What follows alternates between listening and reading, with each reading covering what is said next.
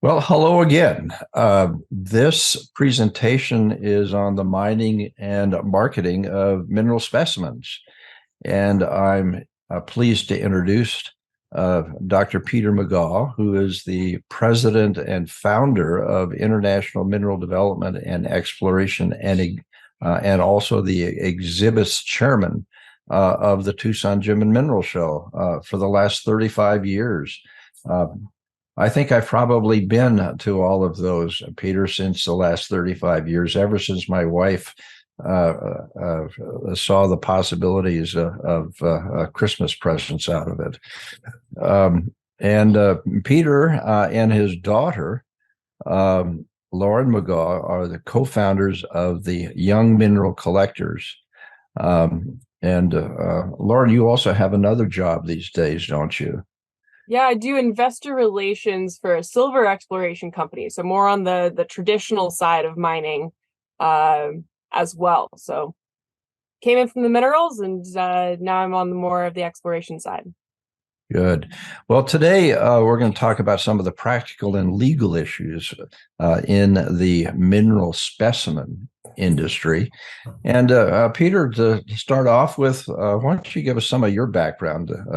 Where you're born, where you got your education, and how'd you get into this business? Well, I'm originally a Yankee from northwestern Massachusetts, but filtered through 10 years in Austin, Texas. Went to the University of Texas for my bachelor's and master's. Was invited during that process to come out to the Tucson show.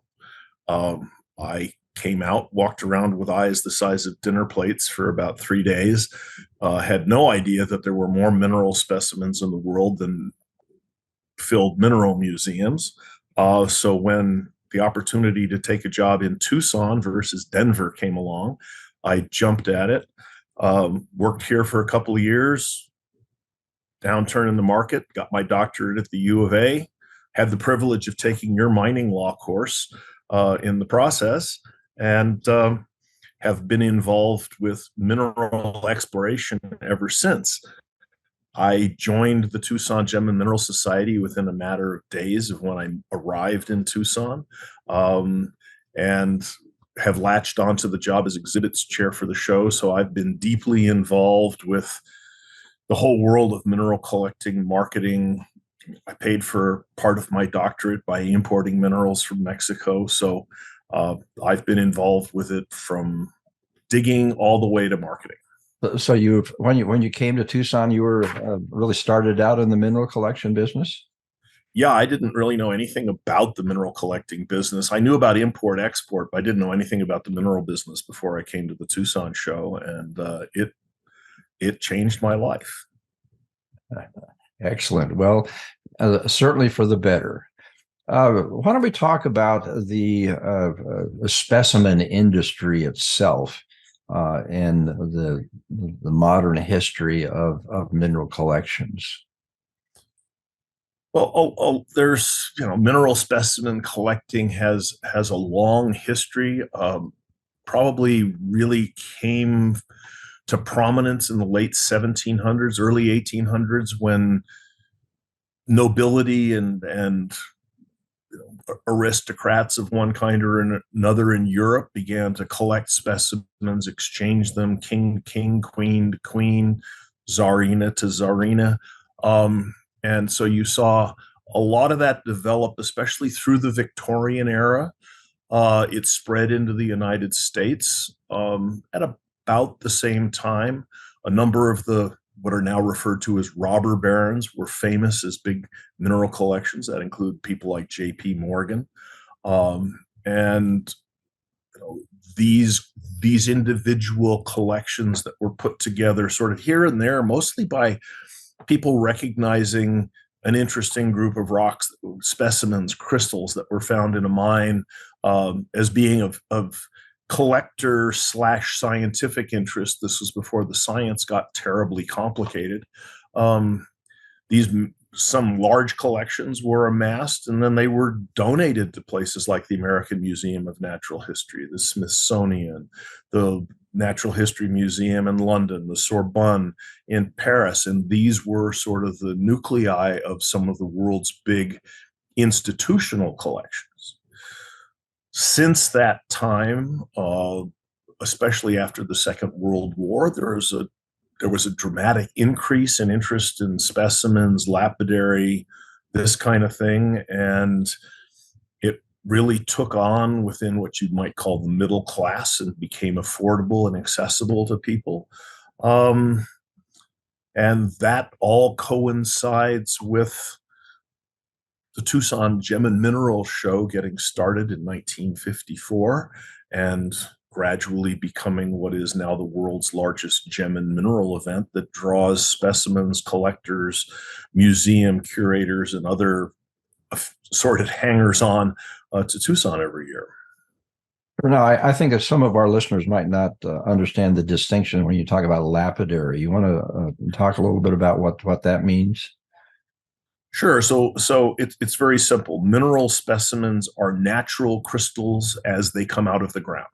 Now, sometimes they've been cleaned, trimmed, and prepared a little bit. We'll talk more about that later, probably. A lapidary specimen is something that has been polished, whether it's a rounded polish to make what's called a cabochon, which typically goes in a piece of jewelry, or faceted to make a gemstone. So lapidary is materials that have been worked. Specimens are natural crystal specimens. Okay. And Lauren, you want to jump in here and talk about some of your background and what your experience is with collection, other than tagging? I suspect your father is probably going to just put you out there on those hot summer collection episodes. For me, I fell in love with minerals in sort of a two-parter. One was, the Tucson Gem and Mineral Show. There's this amazing community that I grew up in. And the other component is that my dad would be working in Mexico, and he would come home with a shoebox of mineral specimens that were sort of the product of mining operations that were happening in Mexico. People come across beautiful mineral specimens, they collect it, and he would bring those back, and we would sit down, and it's like Christmas, right? Because he would come home and you'd unwrap it and you'd talk about the geology and the type of mineral specimen and where it came from. And that turned into putting together my own collection, then competing with my collection. Actually ended up winning all the awards at the Tucson Gem Mineral Show with my pieces, which sort of allowed me to get critique and grow my collection as well as improve it. And I did an internship at Harvard, partially based out of relationships that I made, being a part of the Tucson Gem and Mineral Show. And that kind of dovetails into, I guess what we can talk about in terms of the type of collections. So one of the beautiful things about the collecting community is that you get this broad range of people, whether it's people that are really into what we call species. So, they want to collect a whole bunch of specimens that are a broad range of geochemical. They're very technical in terms of their approach. So you get that as sort of one end of the spectrum. And you can get locality collectors where they're like, I love Mexico. My dad is one of those. And so, the component there is they really get to understand the depth of a particular area. Some people collect a single species, so they'll just collect calcite, or they'll collect wolfenite, or one of these other specimens that really captures their imagination, and they collect it from all over the world. And then the other one that you get is more of what we refer to as trophy collections. So those are people who are going after the high dollar, truly exceptional specimens that are the equivalent of a fine piece of art. And one of those things is you get one Monet painting, but you can also be in a situation where you have one truly exceptional specimen, whether it's some of these mining operations in Afghanistan where they'll get these incredible beryl crystals. There's only one helix, which is this one that has like a special growth in it that looks like a big curly Q that's coming up in it.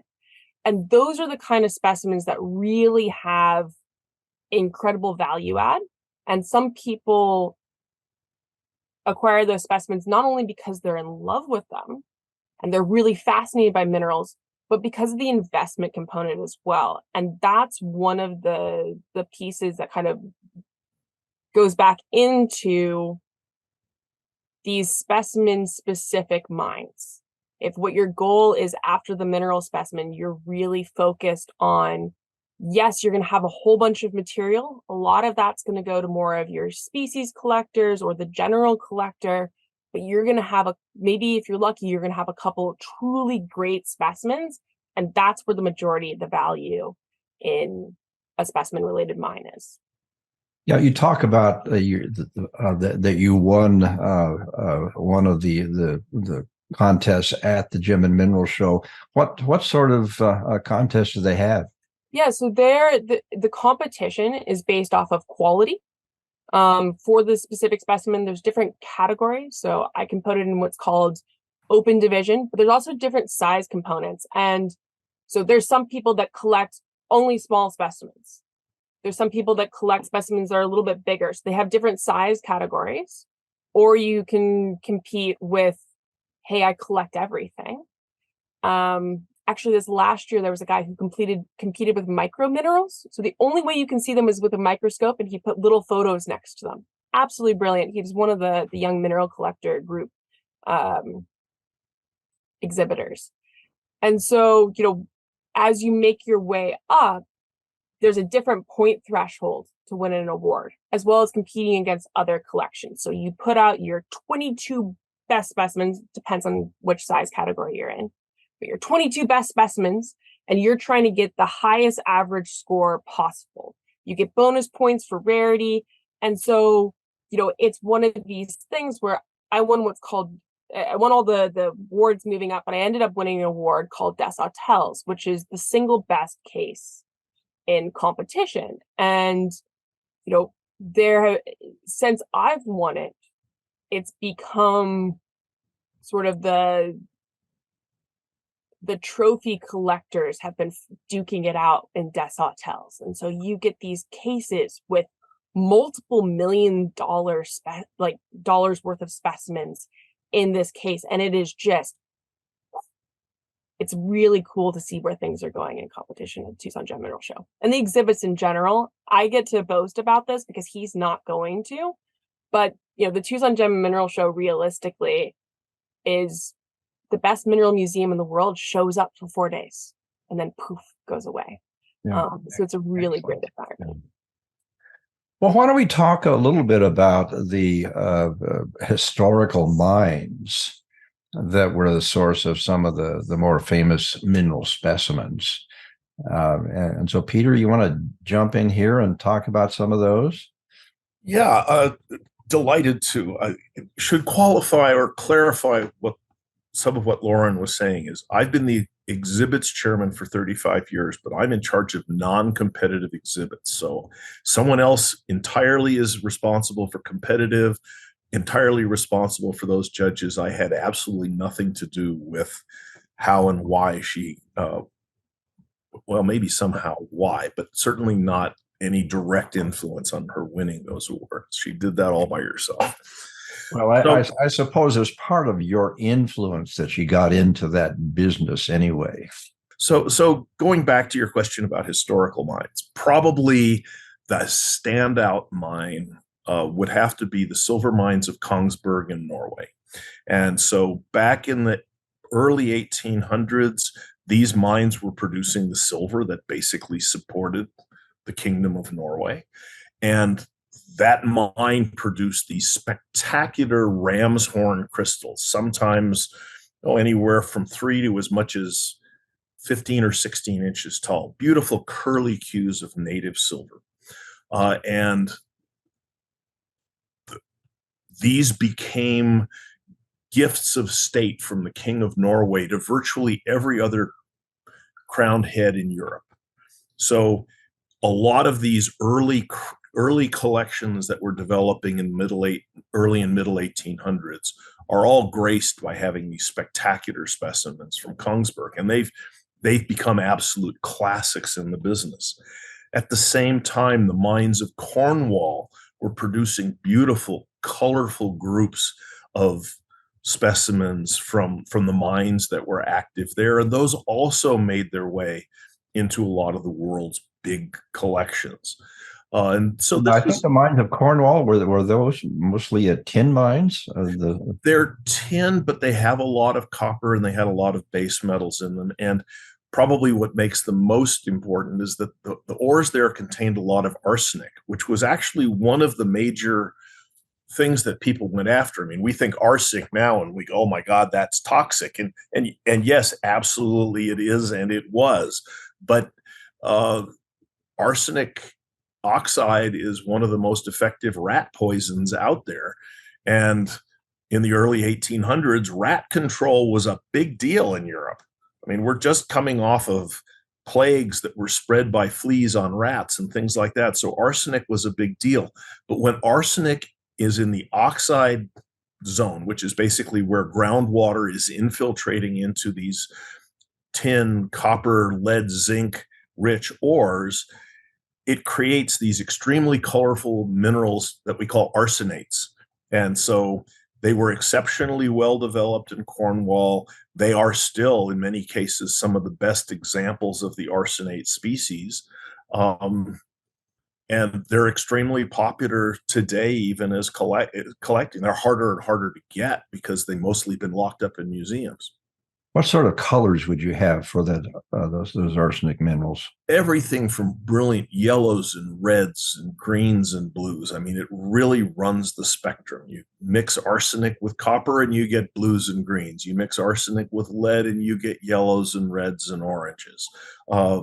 So it just, and you mix it with zinc and you get everything from yellow to blue. So it's just a wonderful, the fancy word is chromophore. That just means coloring agent.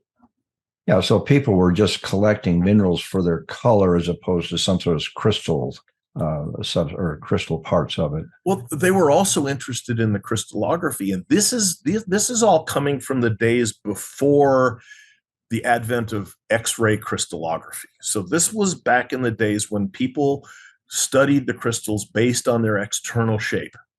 And the study of crystallography itself goes back to the Greeks, who considered it a mathematical exercise of how do you fill three-dimensional space endlessly with three-dimensional objects without leaving gaps in between them. So you start with cubes, and then you can go to hexagons like Saltillo tile. You can go to oblongs. There's only 6 different ways you can do that. The Greeks had that figured out 3,000 years ago. And then in the early 20th century, with the advent of X-ray crystallography, it was recognized that those same rules apply all the way down to the atomic level. And that was the first major transformation of crystallography and mineralogy from something other than just aren't these pretty and aren't these cute? And yes, we can define them geometrically, to starting to understand their crystal structure.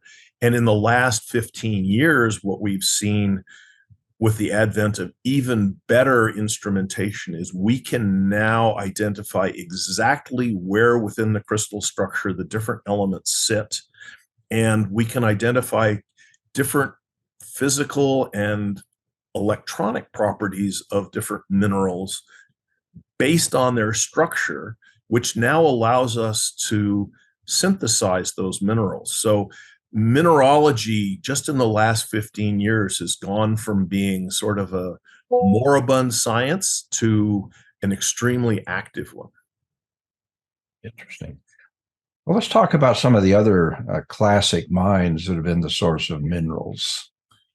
Well, just to follow the arsenate example, we can go to the Ojuela mine in Mexico, which is just outside the city of Torreon.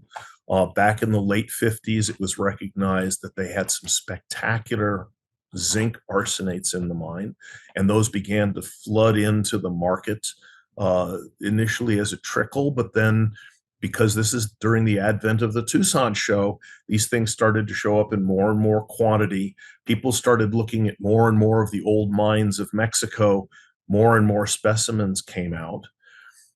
At the same time, and going back into the late 1800s, mines like Bisbee were producing spectacular examples of copper carbonates, azurite, malachite, and a whole suite of related species.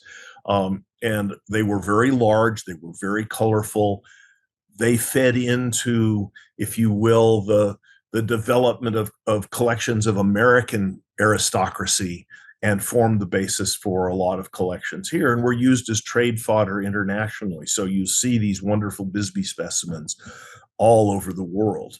In the mid 1950s, the Glove Mine just south of Tucson near Amado in the southern end of the Santa Ritas, walk-in pockets full of these blades of brilliant orange wolfenite, which is now Arizona's official state mineral, were found in that mine. And these things were collected, literally the entire room was collected. And so this was an example of a mine that actually was in active production going for high-grade lead silver mineralization. They broke into these crystal pockets and they mined the crystals and sold them. The people who operated the mines sold them as crystal specimens to wholesalers, and then they worked their way down the channels. Yeah, they probably made more money off the sale of wolframite than they did with the other minerals. You know, they would have if they had done it in the context of today's market. But one example is the Defiance mine, which is down in the Cortland Gleason district, just 30 miles east of Tombstone. The guy who collected those was a gentleman named Lewis. He was operating the mine. He found this big pocket of wolfenite. He laid the specimens out on boards for sale. And the way he decided his price was he held his fist out at arm's length and he saw how many fists it took to cover the specimen. And it was 50 cents a fist. And he was a large fisted man. So a specimen like this was probably four fists worth. And that was $2. So he, on the other hand, that same specimen today would probably sell for $25,000 or $30,000. So it's all a question of timing. So I think he probably has a couple left. His grandson does, and I saw the specimens just the other day. He still lives here in Tucson. Yeah. The some of my notes here talk about the Sweet Home Mine. Where is that, and what do we have coming out of that? So the Sweet Home Mine is in central Colorado, just sort of the eastern flank of the Rockies, in a little town called Alma, which is just south of Breckenridge. And it's a mine that was pretty unsuccessful as a metal mine.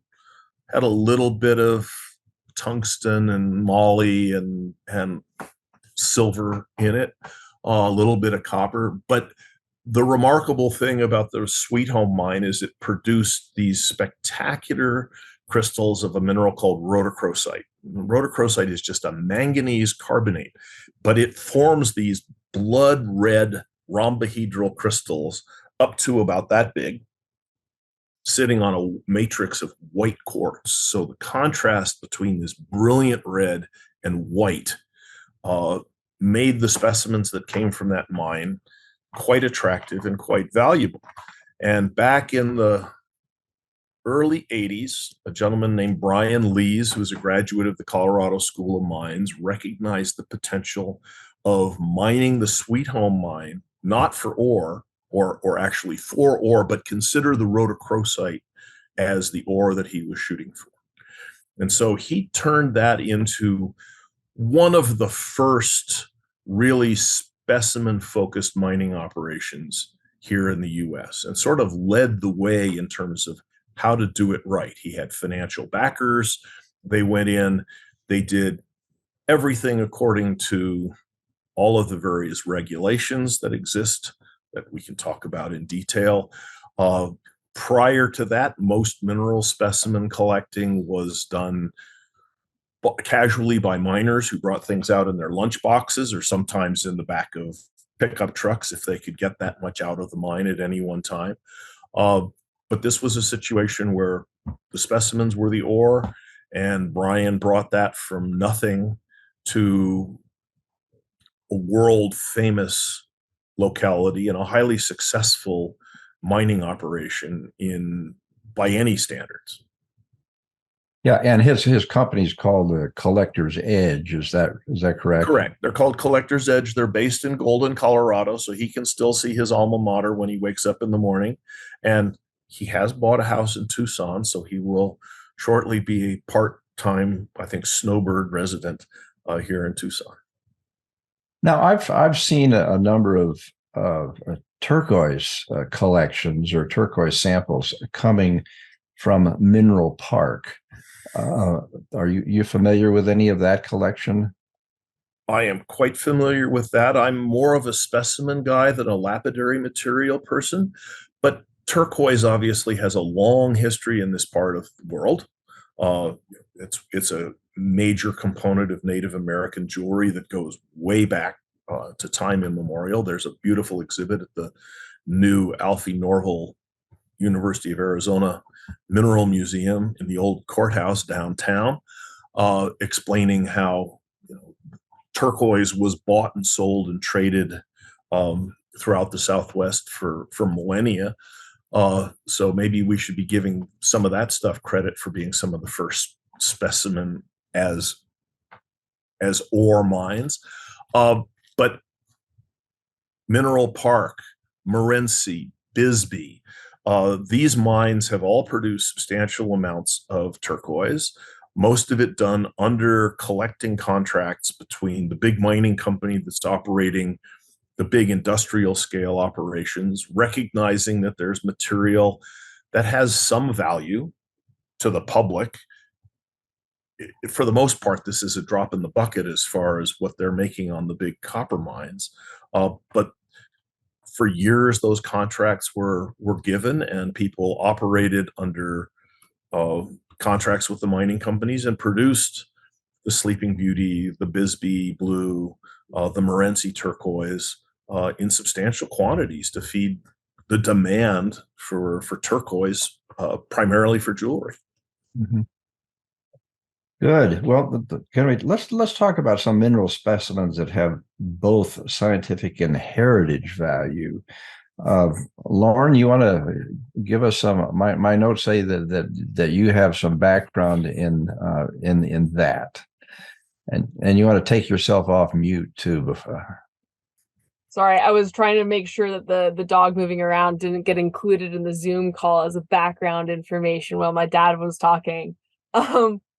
One of my real fascinations is historic specimens and sort of 2 points. One, you think about the old silver districts like Freiburg in Germany, and you see these specimens that date back to 1790s, 1800s, and you realize that that's just a percentage of what came out. That was a specimen that was just so captivating, so interesting that someone decided to stuff it down the side of their pants so they could sneak it out, or go back in the middle of the night and collect the specimen. And you see that more now as people are more aware, and collecting is a little bit more prevalent, especially in some of the mines that I visited in China, where there's a whole mining collecting or specimen collecting nighttime gig for a lot of people.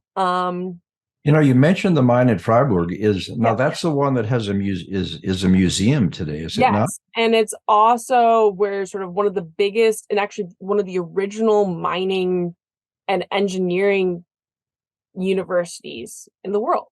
It's the reason why, if you look at the name of the mining engineer for many mines in Africa or Mexico or even in Peru, you'll notice that they're German names, and it's because they went to the University of Freiburg, and that's where they studied mining engineering. It's a really cool school. The museums are out of this world. And when you're seeing specimens there, which give you a snapshot of what was coming out at the time, and that's one of the important things about museums is they're libraries. They give you an idea of what was coming out. And what's brilliant is the research that's being done using these old collections. So I think it was 2020, the British Museum, with actually some material from Cornwall, they, it was a different color. And for a long time, they just said, that must be Lorocanite. It's got to be the same thing. Lorocanite's blue, this one's green. But then they decided to use these new technologies and apply it on this new material.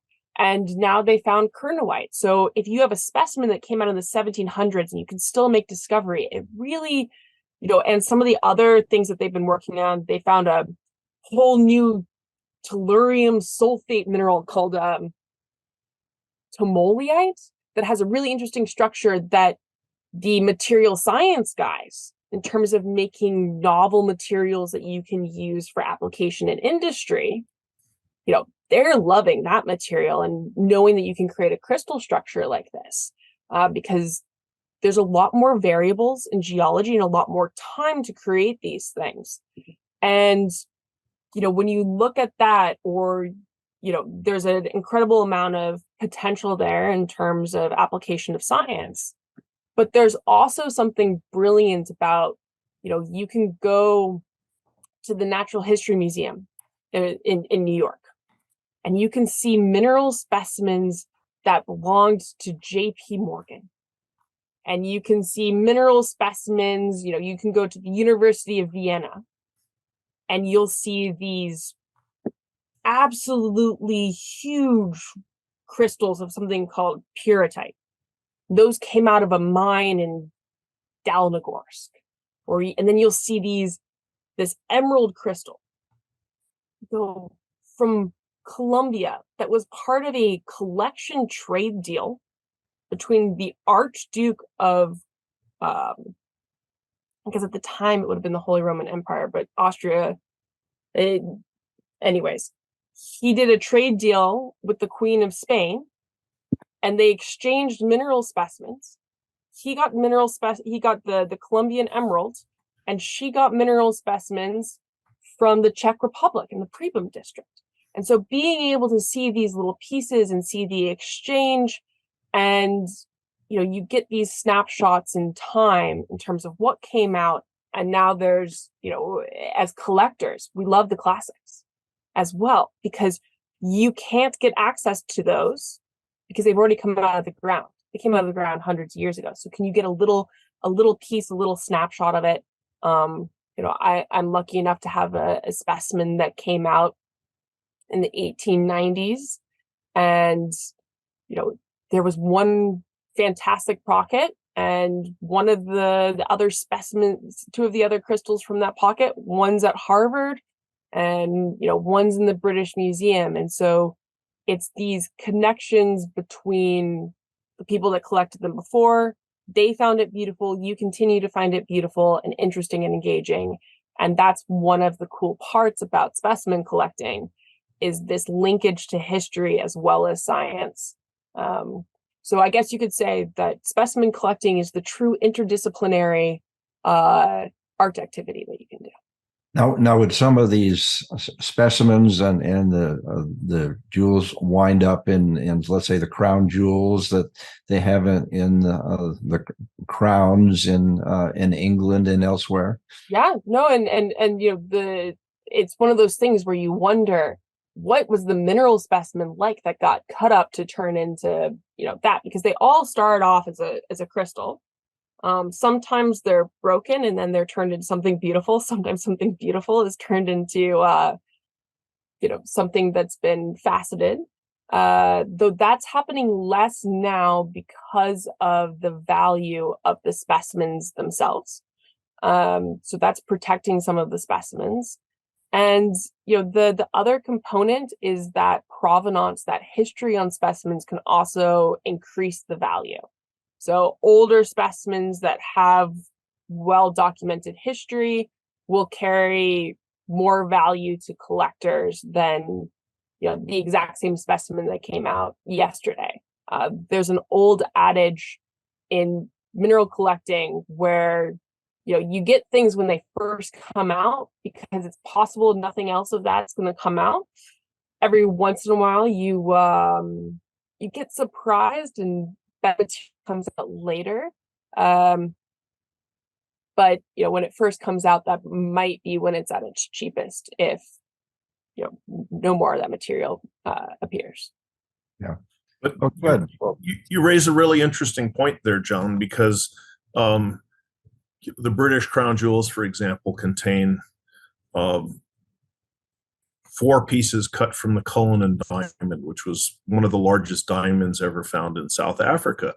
But the crown jewels also include a number of other stones that were acquired from some of the British colonial holdings, like in places like India, which is historically an important diamond producer. And there are questions being raised today about the provenance of those stones, how they were actually acquired 150, 200 years ago.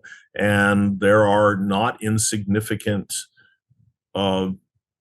demands being made for repatriation of some of those stones because of how they were in current ways of thinking misappropriated from their original homes. Well, I think it's probably a safe bet that they're not going to get them back. I think watch the Elgin marbles. That'll be the first. That'll be the first chink to come through that armor. Yeah, interesting. Well, Peter, why don't you describe for us some of the more recent trends in the mineral specimen industry? And I think for that, let's talk a little bit about the preparation of the specimens and how they're marketed. Are there other shows out there other than the Tucson show? So let's start with sort of an overview. Lauren gave you part of it before, that the market ranges everywhere from bulk commercial materials, the kind of things that you see for sale in airport gift shops for a handful for a couple of bucks, to the individual high-end specimens that sell for multiple millions of dollars. And there's a spectrum throughout that. We talk about the high end and we talk about the commercial end of the business. And at the moment, the most recent trends that have occurred over the last 25 years is a huge growth of the high end. So there's been an absolute explosion in the value of high-end specimens. I believe I've heard people talk about numbers like appreciations on the order of 15% a year for some of these. So better investment than most things in the stock market. Again, like fine art, you need to know the business and you need to know how to get in and out. And then with the advent of the internet, we have seen a huge increase of online sales. And a lot of the materials that are sold online are what you would call the commercial end of the spectrum, but phenomenal volumes. I mean, there's some dealers out there who are selling 3,000 and 4,000 specimens a month online. That means they have to come up with 25 to 40,000 specimens a year to feed to their customers. And it's not all the same thing. So the demand profile is very broad across the market. And what has happened at the same time as the high end especially has appreciated so dramatically, there's been a shift from sort of a classic purist approach to things, where the specimens have to be the way they came out of the ground, with in some cases without even being cleaned, beyond just washing with water, to the evolution of a whole industry of specimen preparation. So you could think of it like the restoration of fine art, or you go to a dinosaur museum and you'll see the dinosaur skeletons there with clearly exhibited places where the bones have been replaced, where it's 75% natural material. They have fleshed out, pun intended, the rest of the skeleton with reasonable facsimiles of what those missing bones would have looked like. So there's now this whole industry of people taking very good specimens and trimming them to look the most aesthetic have the best aesthetics possible, subjecting them to some of the processes that have been developed in the gem world to fill fractures with various kinds of epoxies, to put luster on crystals that didn't really have very good luster to begin with. In some cases, they're actually filling missing parts of the crystals with epoxies that match optically. And the best preparers are doing this and revealing all of their restorations. There are, unfortunately, a few who do not, but the same is true in the world of fine art. You look for what you can recognize as a restoration.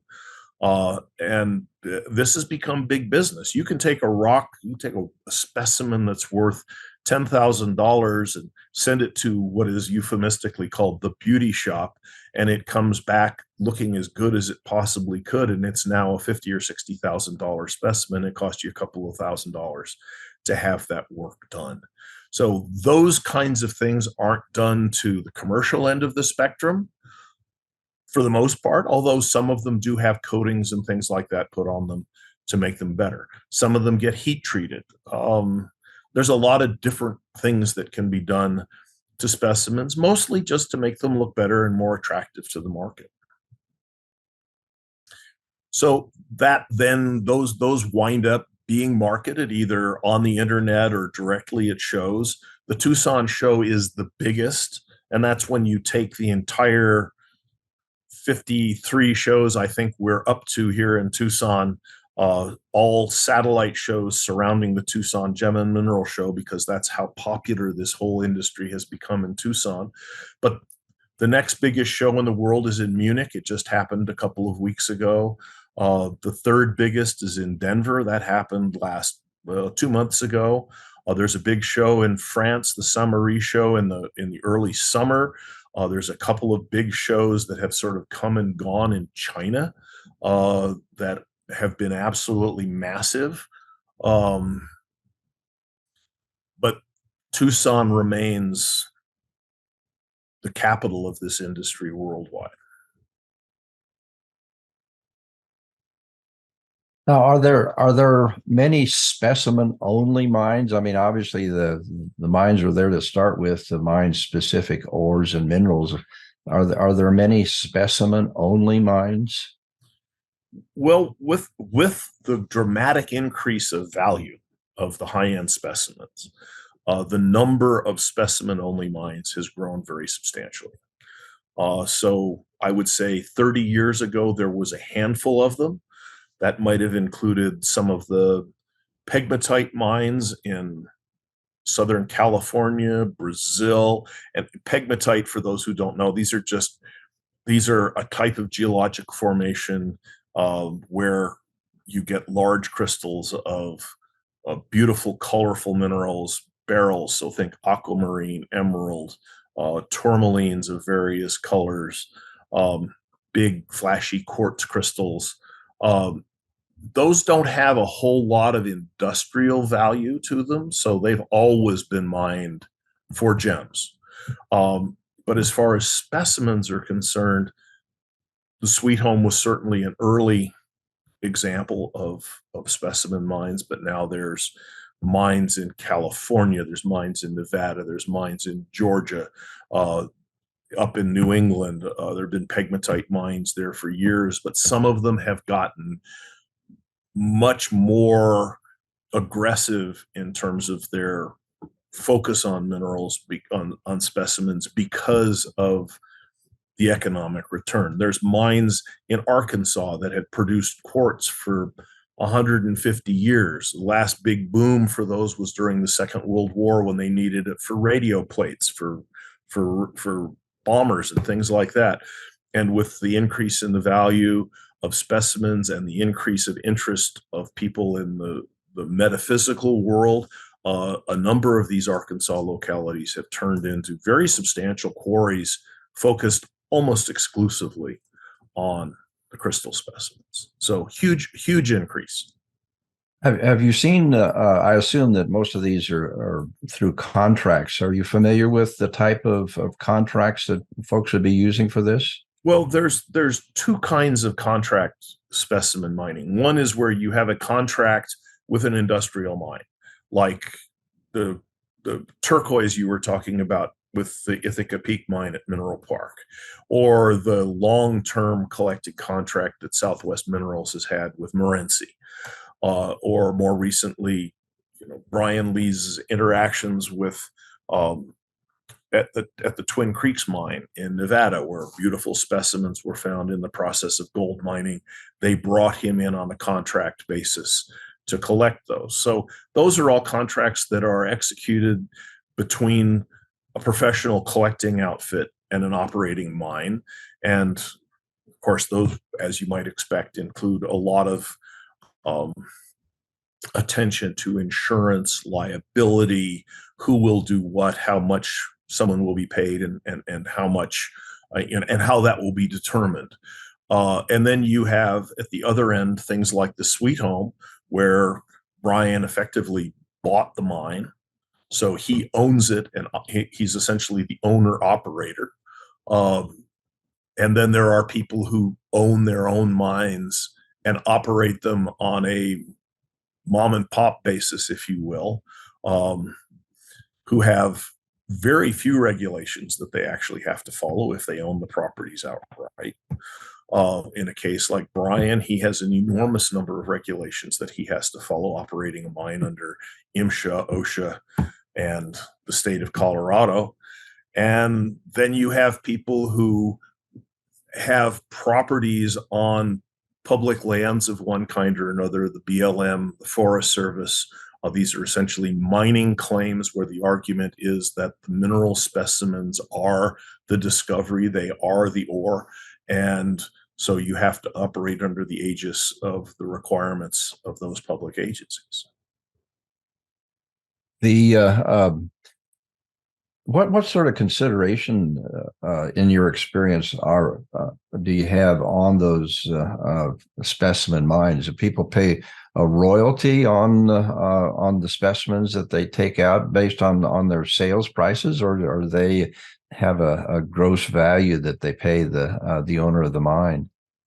It depends. For the contracts that I'm aware of, for example, for Morenci, that's on a tonnage basis for the most part. So a lot of what they're taking out is boulders for yard rock and decorations and stuff like that. And the specimens are occasional and kick in another level. So they're paid for by the pound rather than by the ton. Um, and it's whatever the negotiated price is for those.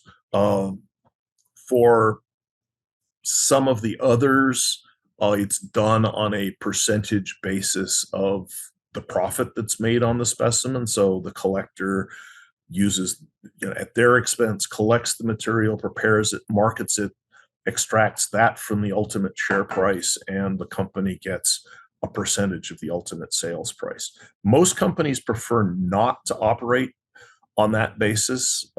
There's a lot of paperwork, there's a lot of trust involved in things like that. It's much more straightforward to simply do it on a negotiated value per lot, and then the dealer pays the company that, and it's up to the dealer how they sell it from that point on.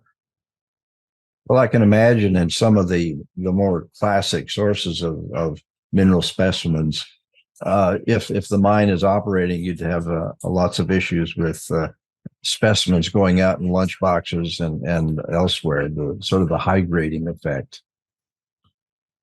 Well, the high grading effect has always been there.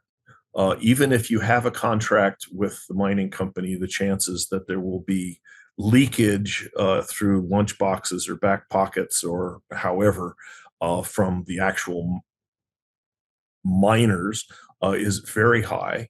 That situation has created notable friction between the companies, especially some of the miners' unions and the contract specimen collectors, because In many cases, the miners, classic industrial miners, consider the specimens that are encountered their bonus. It's just something that they've historically taken out of the mine, whether with explicit or tacit permission on the part of the company. One way or the other, these things get out. And the miners come to regard that as their right. And then the company makes a deal with somebody who comes in and says, nope, you can't take those out. You can't go into this part of the mine because we've just found a big pocket here. That's perceived as taking food out of their family's mouth. And that has created some difficult situations, let's put it that way, in a couple of examples.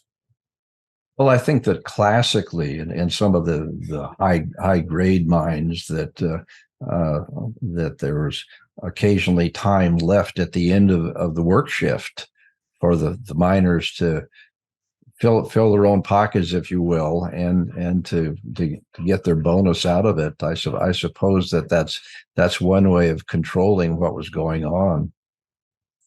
Yes, and of course, in most of those cases, that sort of thing was not specimens so much as it was high grade ore that the miners could take out and then sell to a backyard smelter or a backyard refiner, and pay for their bar tab and some other things like that. In Mexico, actually, historically, the miners were given exactly what you mentioned: time to collect material, high grade ore on their own account.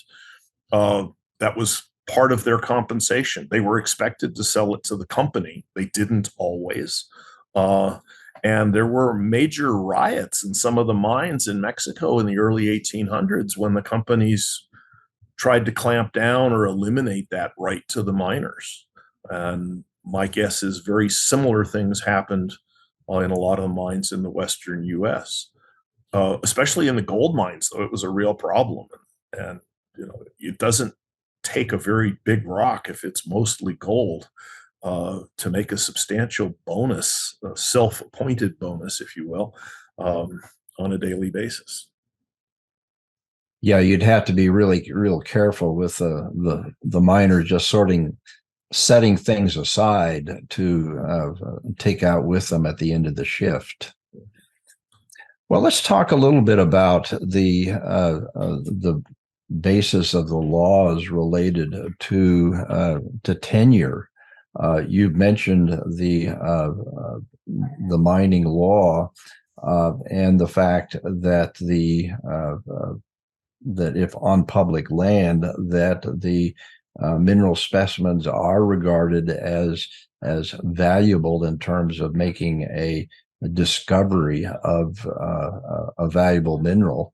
Are you familiar with mining claims that are used for the collection of mineral specimens? Yes, I'm actually involved with a company that has a number of claims for jade in both the states of Wyoming and Washington, which are on Forest Service and BLM land, respectively. And the mining law actually extends to gem materials of one kind or another. And so on the same kind of basis that you locate a claim for metals, you can locate it for the mineral specimens, and you have all of the rights, privileges, and obligations that stem from having done that. So the process of staking a claim is not very difficult. It's much more difficult to comply with the various kinds of regulations and permits that you have to actually dig things and extract them. Well, it may be a little bit easier in. I don't imagine that there's that much earth movement in specimen mining than you have with the larger mineral development. Well, that's certainly true, but you also, that's balanced by the fact that the threshold of entry into Surface mining is pretty low. I mean, you can start with picks and shovels, and you can graduate with more permits to things like backhoes and bulldozers. But um, it's very easy for an irresponsible collector to come into a particular branch or region of the Forest Service or the BLM, make a series of messes, and basically everybody else operating in that area, no matter how responsible they want to be, is tarred with the same brush that descends upon those who don't do things right. And at the same time, most specimen collecting doesn't go after materials that have the same kind of environmental toxicity that a lot of metal mining does. I mean, when you get into the specimens that are like at the Sweet Home, the rhodochrosites are associated with sulfide minerals. The rocks have pyrite in them.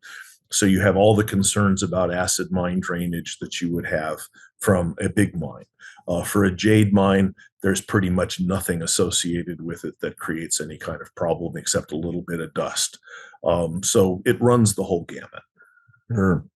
Well, can you talk a little bit about how mineral specimen mines and the miners are taxed? Probably I could talk a very little about that. But for the most part, I mean, casual collecting, your taxes aren't part of it.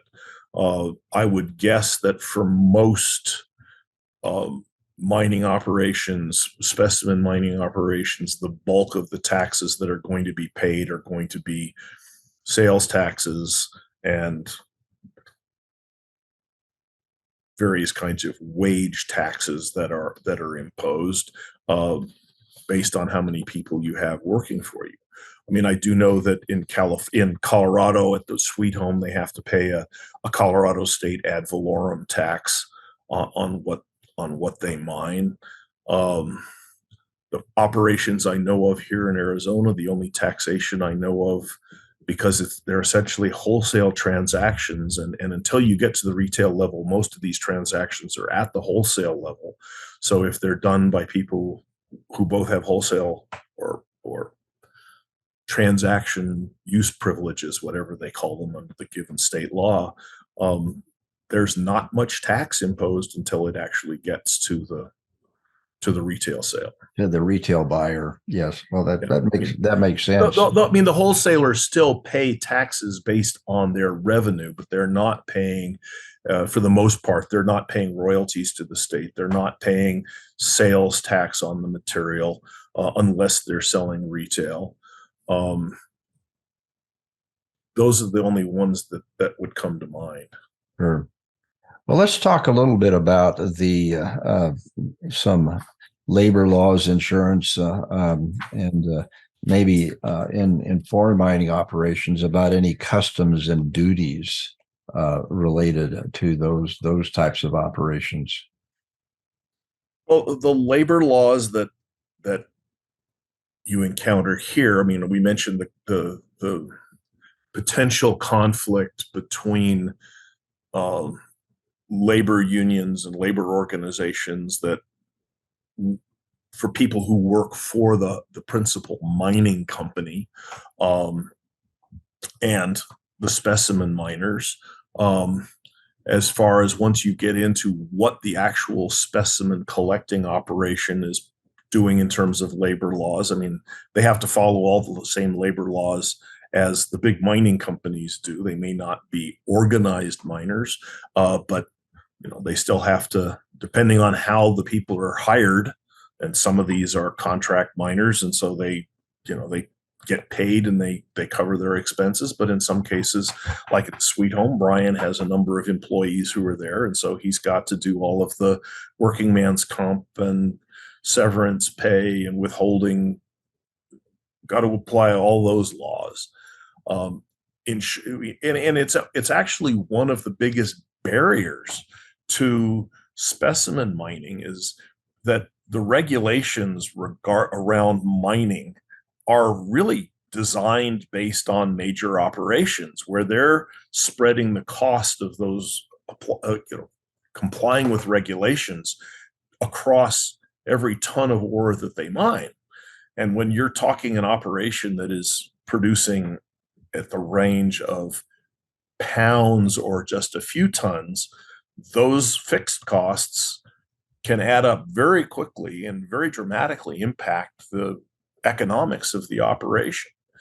As we all know, in today's world, insurance, especially liability insurance, is a significant expense, and mines are inherently risky places to work. So typically, liability insurance for working a mine can be pretty expensive.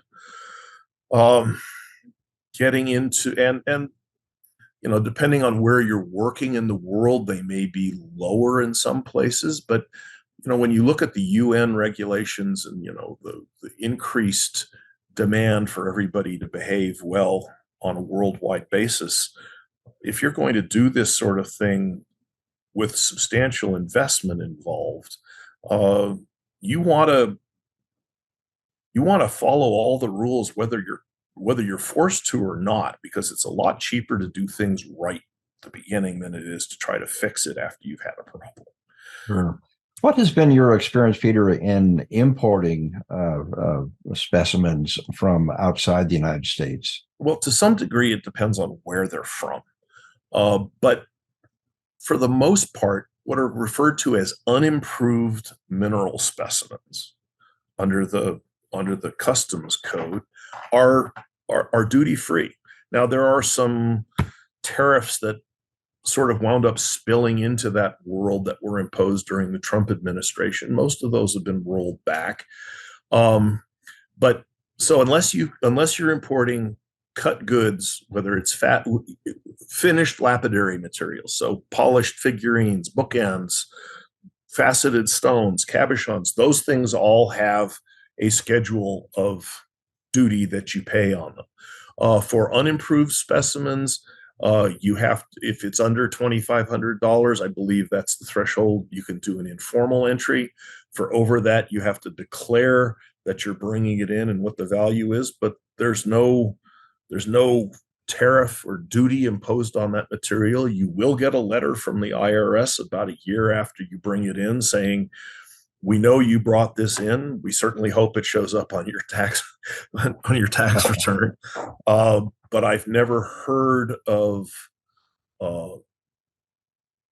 anyone actually running afoul of that to any kind of significant degree. Are there any sort of taxes imposed by the host country where you're obtaining the material?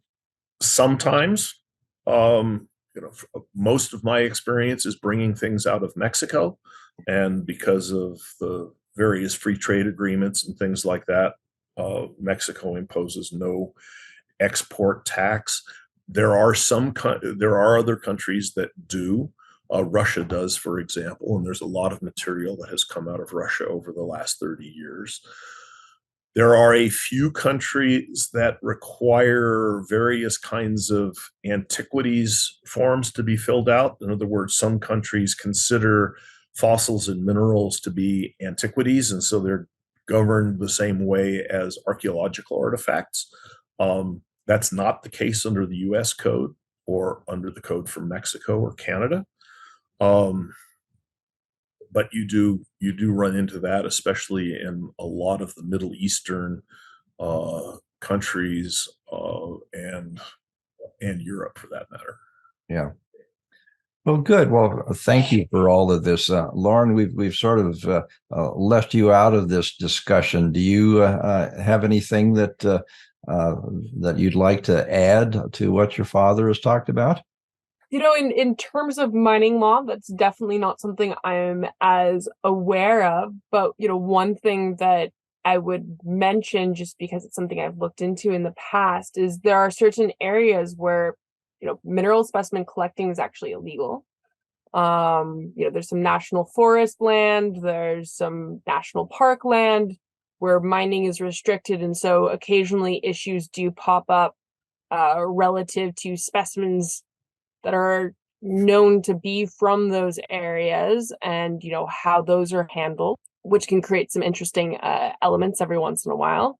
And the other component that I would sort of mention at the end here is, if you're a young person and you're interested in collecting, there is a group called Young Mineral Collectors, or YMC. And you can really get a sense of the depth of the collecting realm, whether it's micro minerals, sort of more of general collecting, species specific. There's even some young collectors that are sort of on that trophy end of things.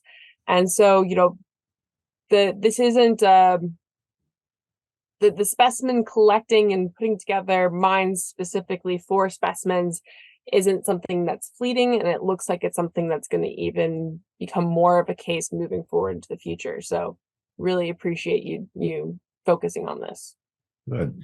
Well, Peter and Lauren, thank you very much for a really very thorough and interesting discussion of the mineral collection business, and it fits right in with our evolution of the mining industry. So I thank you very much. Well, it's a real pleasure, John. Thank you very much for inviting us. You're welcome.